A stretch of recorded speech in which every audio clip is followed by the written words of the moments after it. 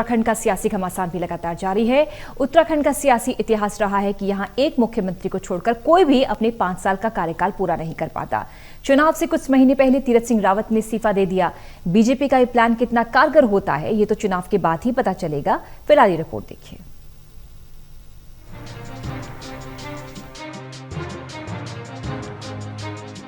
उत्तराखंड को अलग राज्य बने 21 साल हुआ, लेकिन अगर उत्तराखंड का सियासी सफर देखें तो अब तक यहाँ 9 मुख्यमंत्री बदल चुके हैं।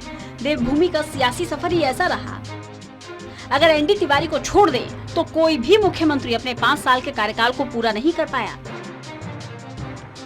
आज फिर उत्तराखंड उसी जगह पर खड़ा है जहां एक नए सीएम को लेकर मंथन चल रहा है।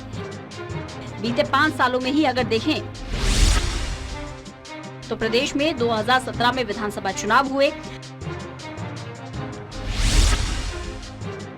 बीजेपी ने जीत के बाद त्रिवेंद्र सिंह रावत को मुख्यमंत्री बनाया, लेकिन 4 साल के अंदर त्रिवेंद्र सिंह रावत को इस्तीफा देना पड़ा। उसके बाद बीजेपी ने पार्टी के कद्दावर नेता तीरथ सिंह रावत को सीएम बनाया, लेकिन महज 4 महीने के अंदर उन्हें भी इस्तीफा देना पड़ा। अब तीरथ सिंह रावत के इस्तीफे के बाद प्रदेश में एक बार फिर नेतृत्व परिवर्तन को लेकर बीजेपी के अंदर मंथन चल रहा है।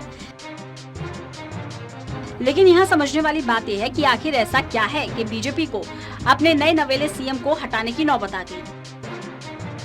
लेकिन ये समझने से पहले आप खुद तीरथ सिंह रावत को सुनिए कि इस्तीफे के पीछे उन्होंने क्या कारण बताया। माननीय राज्यपाल जी के यहाँ इस्तीफा देकर आ रहा हूँ। कल आऊँ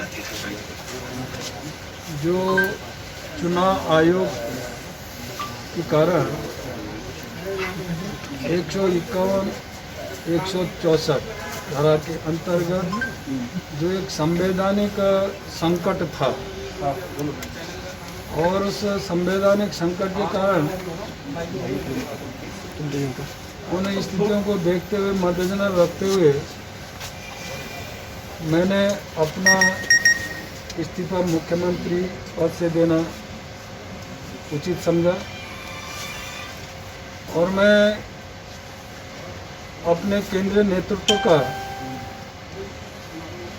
माननीय वरिष्ठ नेतृत्व का बहुत आभारी हूं और धन्यवाद करना चाहूंगा। अब हम समझते हैं वो कौन सी संवैधानिक अड़चन थी जिसकी वजह से तीरथ सिंह रावत को इस्तीफा देना पड़ा। दरअसल प्रदेश विधानसभा चुनाव में अभी 1 साल से कम वक्त बचा हुआ है।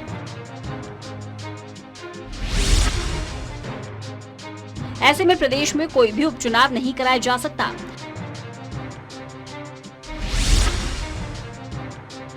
हालांकि प्रदेश में 2 विधानसभा सीटें अभी खाली हैं, लेकिन नियम के अनुसार अगर विधानसभा चुनाव में 1 साल से कम वक्त बचा हुआ हो तो उपचुनाव नहीं कराया जा सकता।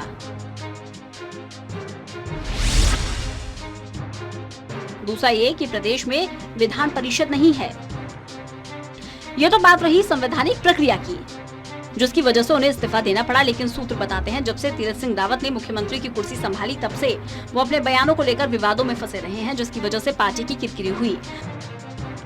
उनके बयानों को लेकर बीजेपी का शीर्ष नेतृत्व भी नाराजगी जता चुका है। अब प्रदेश में हुए सियासी घटनाक्रम को लेकर विपक्ष बीजेपी पर हमलावर है। प्रदेश के पूर्व मुख्यमंत्री और कांग्रेस के कद्दावर नेता हरीश रावत ने इस मामले को लेकर बीजेपी पर सवाल उठा दिए हैं। उन्होंने कहा कि बीजेपी के अंदर इतनी लड़ाई है कि वो प्रदेश के विकास के बारे में सोच ही नहीं पाते। हरीश रावत ने क्या कहा, ये भी सुनिए। और तीरथ सिंह जी की स्थिति कुछ उनके अपने बयानों ने और जितनी रही सही कसर थी भाजपा के शीर्ष द्वारा उनके चुनाव लड़ने के प्रश्न पर निर्णय न लेने के कारण हास्यास्पद बन गई और मजाक के पात्र बन करके रह गए।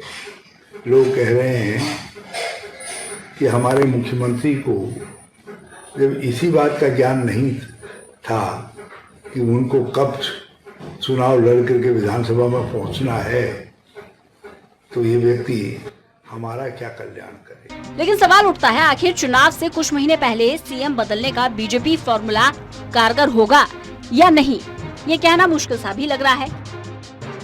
क्योंकि उत्तराखंड के पिछले इतिहास को देखें तो जब भी बीजेपी ने चुनाव से ठीक पहले मुख्यमंत्री बदला, उसे हार का सामना करना पड़ा।